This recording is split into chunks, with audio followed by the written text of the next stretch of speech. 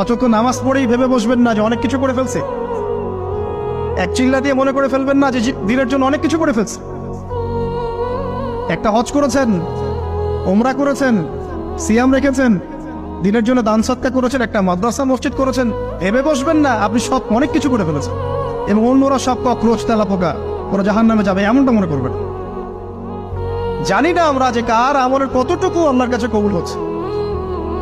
তো এখানে এই ব্যক্তির সমস্যা ছিল এই, সে নিজের আমলটাকে অনেক ভারী মনে করছিল এবং সে স্টেটমেন্ট দিয়ে ফেললো যে তোকে আল্লাহ পাক মাফ করবে না। এই একটা কথা মন থেকে বলার কারণে তার ইহকাল পরকাল দুটা বরবাদ হয়ে গেল, সে জাহান্নামে চলে গেল। ঠিক আরেক ব্যক্তির ঘটনা আছে এমন, এগুলো সবগুলো রেফারেন্স আছে।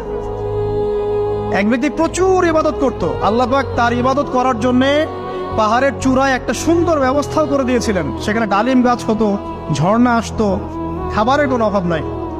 হাদিসে এসেছে 500 বছর সে ইবাদত করেছে। কত বছর? কিয়ামতের মাঠে এই ব্যক্তির অবস্থা এমন হবে, তাকে জান্নাতে প্রবেশ করানোর জন্য নিয়ে যেতে বলা হবে যাও আমার রহমতে জান্নাতে চলে যাও।